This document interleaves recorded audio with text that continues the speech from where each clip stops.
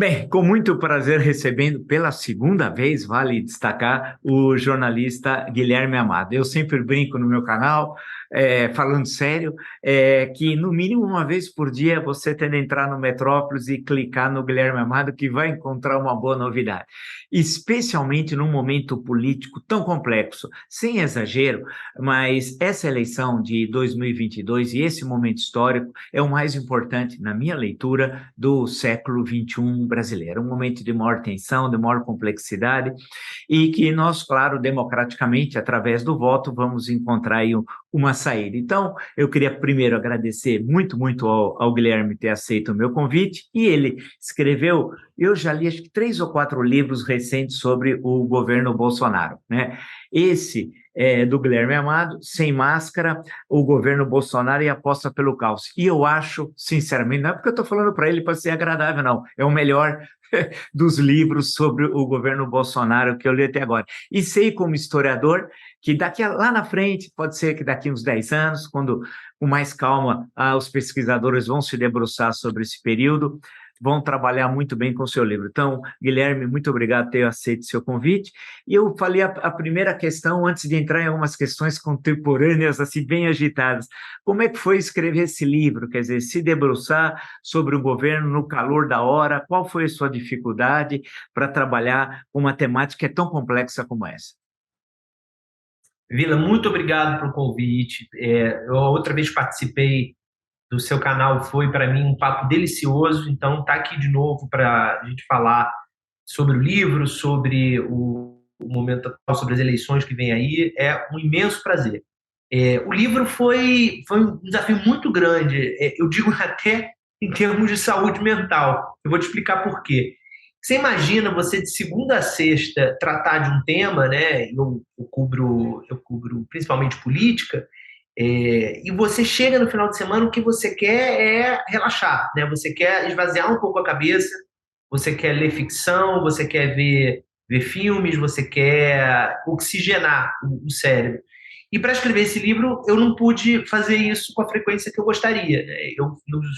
Desde abril de 2020, quando comecei a trabalhar nesse livro, até o momento que ele foi para a gráfica, os fins de semana foram em função desse livro, né? Eu conversei com 47 pessoas no total, entre ministros do Bolsonaro, familiares, ministros do STF, senadores, deputados, adversários e aliados, para tentar reconstituir o que foram os 2 primeiros anos da pandemia na crise política, né? Porque a gente viu um lado da pandemia, a gente viu e viveu um lado da pandemia que foi o mais doloroso, da morte de quase 700 mil pessoas. Vimos muito dos principais eventos dessa crise política, mas muita coisa aconteceu nos bastidores que eu acho que só vão ser conhecidas na sua totalidade, ou quase na sua totalidade, no tempo que você falou, no tempo da história. Eu tenho certeza que muitas dessas 47 pessoas que eu entrevistei para o Sem Máscara, se eu voltar a elas daqui a 5 anos, eu vou colher mais informações, se eu voltar a elas daqui a 15 mais, e se eu voltar a elas daqui a 50 mais. Não existe. O livro permitiu que eu conseguisse me aprofundar e contar bastidores que no tempo diário do jornalismo, né, do imediatismo do jornalismo diário, eu não conseguia. Eu destrincho episódios que foram nevrálgicos desses 2 anos com muito mais profundidade e uma riqueza de detalhes muito maior no livro. E uma das questões, Guilherme, que acabou me chamando a atenção aqui, eu já estudei a história republicana brasileira, já vi vários personagens, tem aqueles que a gente acaba tendo mais proximidade, outro mais distância, como pesquisador. Mas o que me chamou a atenção, que é um caso, me parece raro, muito particular, do governo Bolsonaro, é uma instabilidade emocional, e uma relação familiar com o poder que eu nunca vi na história do Brasil republicano. Alguém pode falar assim, mas os filhos de Getúlio. Não tem nenhuma semelhança com o que eu vi no seu livro, os relatos, inclusive sobre uma figura que eu acho que vale a pena mais à frente um estudo, acho que até de outra ordem, nem no jornalismo, nem na história, acho que em outro tipo de ciência, que é a figura do Carlos Bolsonaro, e que você faz em certo momento, até já no final do livro, faz uma referência a ele sobre a questão dessa instabilidade emocional e o receio que até teria alguns membros da família que ele pudesse cometer algum tipo de loucura adentrando o gabinete do pai, atirando no pai, suicidando e algo do gênero. Como é que foi também esse contato de você como pesquisador com essas 47 fontes, ter contato através dessas informações com essa família, vamos chamar assim, tão particular na história do Brasil republicano? É uma família única, como você falou, né? Tá para sair um documentário uma série documental da BBC de Londres, focada na família. E eu acho que vai ser o primeiro trabalho que vai ter esse olhar, né? Porque é uma família que parece da ficção, né? Você tem todos os componentes de uma trama ficcional ali. Você tem cada filho com uma personalidade. Então você tem um que é um grande articulador político envolvido num caso de corrupção. Você tem um outro que gosta de aparecer e tem contatos internacionais e gosta de um holofote. Você tem um outro que é o Carlos Bolsonaro, que você falou, esse, na verdade, é um assunto muito sério, né? Ele tem problemas de psicológicos. Esse temor a que você se referiu é um temor do Flávio Bolsonaro, que ele compartilhou para o Gustavo Bebiano, claro, quando o Gustavo Bebiano ainda era um aliado, e estava entre nós, claro. Você tem um filho que é um influenciador digital, que virou uma figura daqui de Brasília, que está nas festas o tempo todo. Você tem ex-mulheres, você tem a atual primeira-dama, que também é uma personagem. Enfim, eu procurei tentar olhar para essas pessoas não com um olhar anedótico ou caricatural, mas tentar entendê-las do ponto de vista humano mesmo. O Flávio se tornou o grande articulador do governo, não só na política, mas também junto ao judiciário. Não há nomeação para tribunal superior que não passe pelo Flávio. O Flávio comanda isso. Isso faz a gente ter que te dar razão no que você acabou de dizer na comparação com os filhos do Getúlio. É incomparável o poder que os filhos do Bolsonaro têm com quaisquer outra família, com quaisquer outras famílias do período republicano, ao menos, né? A gente não tinha eu não sei qual é o termo correto, uma familiocria, como é que é Uma familiocracia, a lógica, o governo de uma família, né? Me fugiu agora a palavra. A gente não tem essa tradição no Brasil, e é o que eles se tornaram. A ocupação de poder era um método de fazer política do Bolsonaro. Ele sempre colocou os seus em cargos de poder, elegeu os 3 filhos, elegeu a primeira mulher, né, a Rogéria Bolsonaro. Ele sempre teve mandato, sempre atuou na Câmara. Essa lógica da ocupação de espaços foi transferida para o governo. Eles todos têm muitos indicados, né? O Palácio do Planalto tem assessores indicados selecionados pelos 3. Isso também se reflete no governo. É um estado de coisas que a gente vai ter que ver como vai acontecer nos próximos 4 anos, né? Se o Bolsonaro for reeleito, como que vai ser essa dinâmica de poder dos filhos? E se outra pessoa for eleita, como vai ser esse desaparelhamento? Essa, aliás, é uma palavra que eu acho que a gente usou pouco nesses 4 anos. A gente usava para se referir ao aparelhamento feito pelo PT, acertadamente, né? Nós acertadamente falávamos em aparelhamento, e eu acho que a gente esqueceu dessa palavra para se referir ao Bolsonaro, porque o que ele fez foi um grande aparelhamento militar, evangélico, do centrão, mas antes de tudo familiar, né, Vila? O teu livro possibilita um conjunto de reflexões, né? E justamente isso que você estava destacando, uma coisa é um governo oligarca, um conjunto de famílias, tal, que não é o caso. Outra coisa é uma espécie de familiocracia, que vamos inventar. Familiocracia.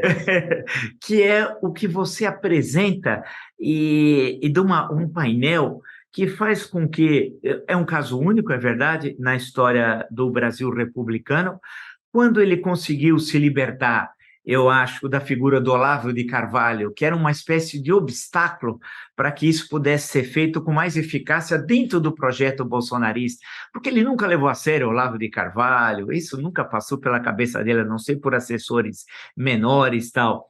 Mas o que chama a atenção, e daí que o seu livro, O Sem Máscara, é muito rico, é como ele foi, e você destacou esse ponto, se apropriando das instituições para o seu projeto pessoal, que não é nem um projeto de poder no sentido clássico partidário, porque não tem partido, é um projeto pessoal dele de permanência, e a pergunta que a pessoa faz ao ler seu livro, Guilherme, é por quê? Então, em certo momento, você fala, ele chamou o general Fernando, ministro da Defesa, e disse o seguinte, já entrou no gabinete e falou, olha, eu preciso do seu cargo. Você mostra o ministro, o general Fernando, falou, tudo bem, o cargo é seu, tudo bem, eu vou embora, tal. E aí diz assim, mas você não vai, mais ou menos isso, instrumentalizar as Forças Armadas, colocá-las na política, diz o general Fernando, se retira. E ele tinha, no mesmo momento, tido problemas, Bolsonaro, com o general Pujol, comandante do Exército, que tinha, salvo engano, a mesma visão de Forças Armadas e de Exército que tinha o general Fernando. Então, o que me chama a atenção é que o Bolsonaro, quando saiu do Exército nos anos 80, saiu porque ele não conseguiu entender o que era o Exército, uma das Forças Armadas, né? E no livro do Macluf Carvalho, O Cadete e o Capitão, tem um momento que o tenente Pellegrino, o coronel Pellegrino, faz uma espécie de dossiê do Bolsonaro com muita precisão nos anos 80. Então, eu pergunto a você, isso. Como é que você viu, e aí é fazer dessa interlocução justamente com os dados que você apresenta, as informações riquíssimas para o pesquisador, essa relação dele com as Forças Armadas, alguém que, vamos dizer assim, não deu certo nas Forças Armadas, no sentido tradicional, e que é se apropriar das Forças Armadas por o seu projeto pessoal, que é difícil até saber qual é, porque ele não se materializa numa visão de mundo.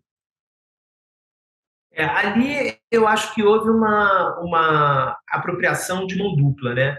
Porque as Forças Armadas também se apropriam da força política do Bolsonaro para chegar ao poder, né? A gente tem que lembrar que houve um interesse das Forças Armadas em 2017, até o começo de 2018, em apoiar de uma maneira indevida, um candidato a presidente.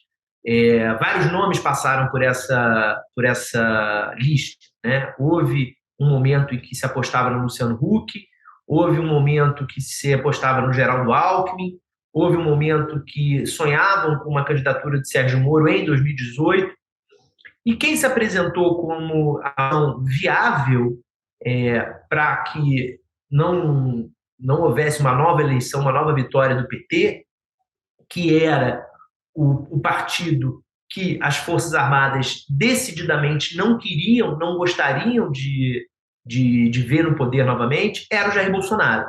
É importante, Vila, quando a gente fala Forças Armadas, a gente lembrar que a gente é uma generalização falar em Forças Armadas, porque, obviamente, como qualquer instituição, elas são extremamente heterogêneas, né? Não há uma homogeneidade como a gente pode pensar quando eu falo as Forças Armadas. Existe nos três altos comandos, né, da Marinha, da Aeronáutica e do Exército, existe divisões de poder também. E isso é o que faz com que o Bolsonaro não consiga ter o apoio sólido que ele gostaria de ter. Ele tem generais, almirantes e brigadeiros que o apoiam, claro que tem, mas ele tem também generais, almirantes e brigadeiros que entendem, até hoje, que eles estão em instituições de Estado, que não tem que se meter na política. Se fosse diferente, Vila, a gente já estava em lençóis muito piores, a gente estava em águas muito mais. Essa divisão é um dos fatores que fazem com que o Bolsonaro não tenha conseguido dar um golpe, não tenha ainda conseguido avançar para além da ameaça, né? Alguns colegas seus falam que a gente vive um permanente golpe, né, na destruição das instituições diariamente com o Bolsonaro no poder. Eu acho que faz sentido ele estar dinamitando as instituições democráticas, isso é claro, né? A gente tem instituições que já não são muito aquém do que deveriam ser, né? A PGR, a Câmara dos Deputados, vários órgãos de Estado que ele desativou, o IBAMA, a FUNAI, enfim. E os militares, divididos, como eu falei que são, eles não embarcam nessas aventuras, nessa aventura autoritária que o Bolsonaro gostaria que eles embarcassem. Fazem parte do governo, chegaram ao poder, vários deles estão em posições que não estariam se não tivessem um aliado na presidência, e aí a gente começa a entender, eu dei uma volta grande, a gente começa a responder a sua pergunta sobre o porquê disso. Tem primeiro algo de ordem material, né? Que tem a ver com salários maiores, funções comissionadas, mordomias, privilégios que eles têm, né? Um general como Heleno, por exemplo, hoje na reserva, quando na ativa, o Heleno nunca teve a quantidade de assessores que tem hoje, quantidade de motoristas, carros à disposição. Ele tem uma estrutura ministerial com ele. Ele tem um poder que ele nunca teve. A mesma coisa, vários generais que compõem o governo, e almirantes, brigadeiros, e oficiais de patentes mais baixas também. Vamos isolar o material aqui, portanto. Mas tem uma questão de natureza política e até um pouco emocional também. Durante muitos anos, os militares viram Bolsonaro com um certo desprezo, né? As altas patentes olhavam para o Bolsonaro e viam nele o mal militar que o Geisel via, né? O Geisel diz no depoimento dele para a Fundação Getúlio Vargas que o Bolsonaro era um mal militar. E durante os primeiros mandatos de deputado federal do Bolsonaro, publicamente, principalmente o generalato, evitava o Bolsonaro. Não queria estar do lado do Bolsonaro. Mas, em quase toda a história parlamentar do Bolsonaro, nos bastidores, as Forças Armadas precisavam do Bolsonaro para levar à frente algumas pautas no Congresso. Ele se tornou o principal nome dos militares com mandato. Ele articulava benefícios, articulava garantias, ele era uma pessoa que defendia permanentemente os militares. Essa relação foi melhorando muito nos mandatos mais recentes, à medida que o Bolsonaro ganhava. A gente como imprensa, eu acho que falhou muito nisso, de não perceber o poder que o Bolsonaro vinha acumulando, principalmente nos últimos 2 mandatos dele como deputado federal. Era um poder que podia não fazer dele presidente da Câmara, podia não fazer dele sequer relator de uma matéria importante, mas ele tinha um poder popular, tanto tinha que isso, somado a uma série de outros fatores, levou à eleição dele. E tem, falando do lado emocional, como eu disse, mas também político, Vila, tem um encontro de valores entre militares e Bolsonaro. O meio militar costuma se dizer muito honesto e zeloso da honestidade. Eu falo costuma se dizer porque eu coloco isso em perspectiva. Eu acho que eles são muito firmes e críticos da corrupção, por exemplo, do PT, ou da corrupção de outros partidos. Mas a corrupção da família Bolsonaro, por exemplo, eles se calam. Né? Você não vê crítica às rachadinhas, né, que é um nome simpático para peculato, aos escândalos de corrupção do governo. O governo está com muitos casos de corrupção, o próprio orçamento secreto de si é um escândalo. Em relação a isso, os militares se calam. Mas eles dizem ver no Bolsonaro, na figura do Bolsonaro, um homem honesto. o zelo pela família, que também é uma contradição, considerado o histórico familiar do Bolsonaro. Eles dizem que o Bolsonaro é um patriota, na sua essência, é um nacionalista. Então, vem valores ali espelhados.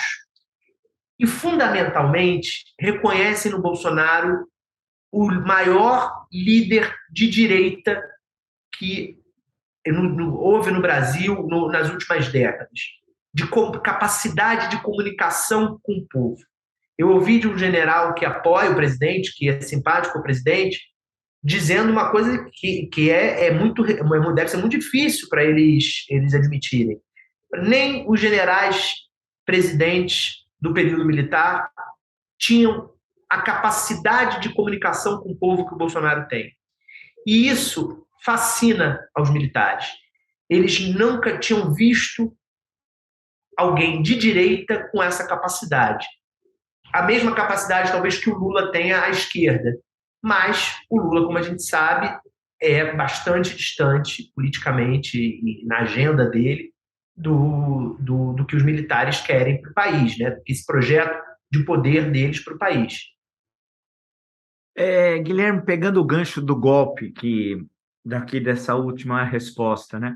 As suas últimas reportagens no portal Metrópolis, no WhatsApp dos empresários e políticos, empresários simpatizantes do bolsonarismo, realmente eu fiquei estarrecido ao lê-los, ao ler as reportagens e ler as trocas de mensagens, né? As falas, porque ali não tem censura, né? Ali não tem, eles falam que eles realmente estão pensando, não há uma espécie de superego para fazer a censura. Então, desde as questões de apoiar a ditadura, de fechar Congresso, da questão da homofobia, como tratar adversários, etc., etc. E foi, claro, um impacto. Eu acho que é a saída das reportagens suas, que eu não sei se vão continuar, se vão ter uma continuidade. Eu pergunto a você, não sei se é possível responder também, como é que surgiu a ideia, como é que deu esse clique de trabalhar com esse material, ter acesso a esse material, que é riquíssimo e que permite a gente compreender uma fração diminuta, é verdade, bem diminuta do empresariado, mas é uma fração que está aí na política brasileira. Eu acompanho esse grupo há muitos meses e vinha já dando algumas reportagens sobre fatos que aconteciam ali. Então, por exemplo, em maio eu publiquei os ataques do Luciano Hang ao padre Júlio Lancelotti. Depois publiquei o compartilhamento que o Nelson Piquet fez daquele vídeo com ameaças de morte a ministros do Supremo, né, cujo autor foi, inclusive, preso por ordem do Alexandre de Moraes. Mas eu era muito cauteloso no que eu pensava do grupo, justamente para que eles continuassem se sentindo à vontade para se comunicar. E a minha ideia era, antes da eleição, publicar um conjunto de reportagens sobre o uso da desinformação como estratégia política, os ataques feitos a diversas pessoas, aos ministros do STF, ao TSE, né, os ataques a jornalistas, a homossexuais. Essa era a minha ideia, mais ou menos ali por volta do 7 de setembro. Eu me planejava para isso. Só que eu tive que rever isso em nome da notícia. Quando eu vi, no final de julho, né, 31 de julho, alguns deles, né, é importante a gente dizer isso, alguns dos participantes do grupo defenderem abertamente um golpe de Estado em caso de vitória do Lula e derrota do Bolsonaro, e com um raciocínio muito perigoso, que não tem problema a gente virar uma ditadura, ditaduras recebem investimento no mundo todo, uma normalização do que é uma ditadura. Quando eu vi isso, eu falei, peraí, eu não posso guardar notícia, isso é muito sério. Porque se num grupo de WhatsApp estão falando isso, o que não estarão falando fora do grupo do WhatsApp e fazendo fora do grupo do WhatsApp, né? E aí eu decidi publicar essa semana, ouvi todos os empresários antes, procurei todos eles, para dar a chance de eles comentarem, enfim, e falarem, né, um princípio básico do bom jornalismo.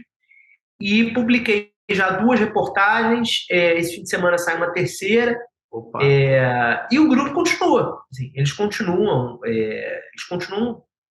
incrivelmente, eles continuam escrevendo. Isso, por fim, Guilherme, para não abusar da sua bondade, isso causou algum estranhamento em você? Porque vamos pensar o seguinte: a redemocratização começou em 85, 88 teve a promulgação da Constituição, tivemos uma série de, como nunca na história, uma sucessão de eleições presidenciais com amplas liberdades, como nunca tivemos.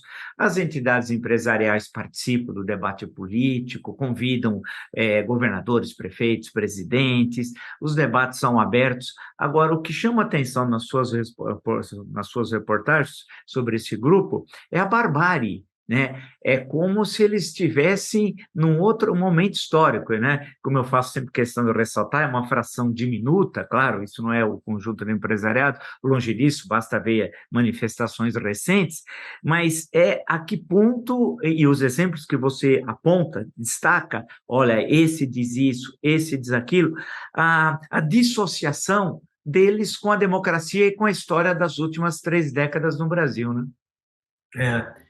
Vila, não me surpreende, né? Eu fiz uma reportagem há 8 anos já, sobre como funcionava a censura das telenovelas durante a ditadura. Conversei com muitos atores, diretores, autores da TV Globo, e fui no material do Departamento de Censura Pública, né?